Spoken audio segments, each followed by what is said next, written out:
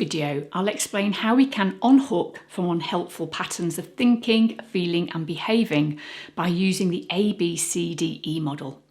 This model was developed by Ellis, and it's one of the most foundational skills of rational emotive behavioural therapy and cognitive behavioural therapy. Let's start by looking at the A, B and C. So the A is the activating event. This can be a real external event, a future event that you anticipate, or an internal event such as an image or memory. The A is usually referred to as the trigger.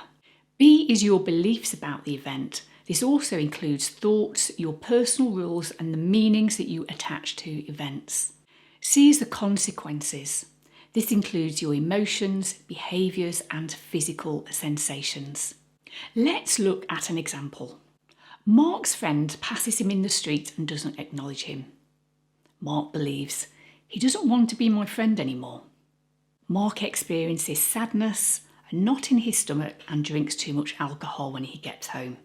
Now let's imagine the same scenario but with a different person, and this has a very different outcome. Jane's friend passes her in the street and doesn't acknowledge her. Jane believes, oh, she mustn't have seen me. When Jane gets home, she calls her friend and says, hi, I saw you in town today. I don't think you saw me. Fancy going for a drink sometime? Jane feels happy to talk to her friend. It's interesting that the same scenario can cause such different outcomes. We can see that Mark's belief was very unhelpful, very black and white in his thinking, and clearly jumped to the worst possible scenario. This in turn led to his low mood and a destructive pattern of behaviour. Now Jane's belief was more helpful, more balanced and led to a positive consequence. The basic idea behind this model is that an activating event does not cause the consequences. It's actually the belief that causes the consequences. So it wasn't Mark's friend passing him in the street that caused him to feel sad and drink too much alcohol. It was actually Mark's belief he doesn't want to be my friend anymore that caused him to feel sad and drink too much. Thoughts, images and beliefs can just pop up into our heads. Some are pleasant, some are unpleasant and some are neutral. But negative automatic thoughts usually centre around the following themes. Negative thoughts about yourself, negative thoughts about the world, negative thoughts about other people, and negative thoughts about the future. The automatic thoughts we are interested in therapy are those that trigger moods and behaviours that are problematic. Recognising that you're experiencing a negative automatic thought is easier said than done. It requires time, effort, patience and being totally honest with yourself. You may find it difficult to look at your thoughts and beliefs. Perhaps you're afraid they'll overwhelm you. Now this is quite normal, a very natural response. Working with a therapist can be really helpful here, as they can help you identify your negative automatic thoughts and support you through this process.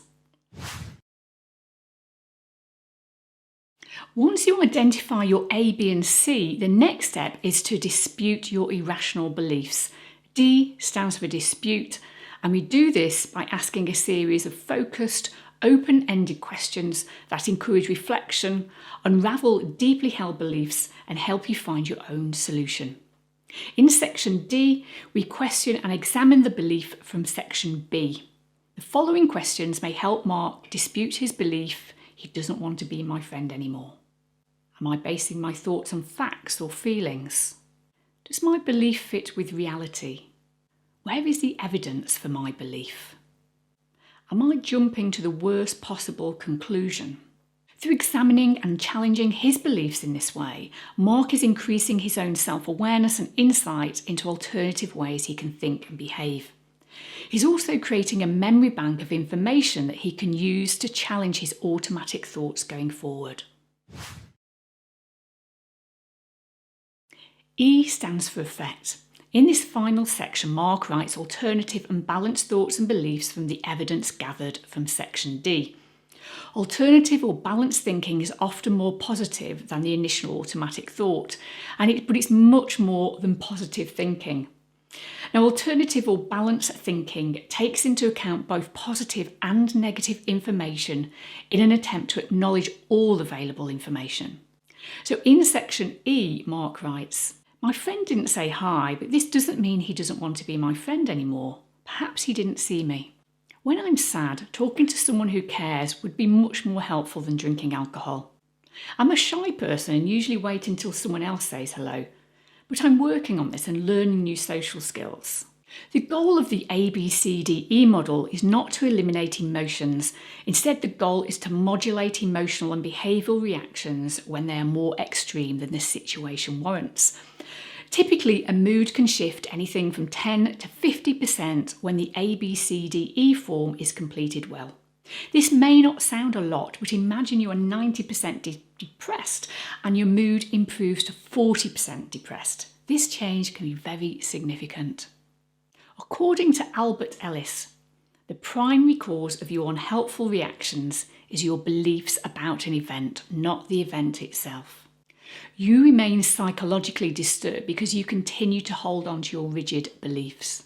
Psychological health only comes from when you work hard to change your irrational beliefs.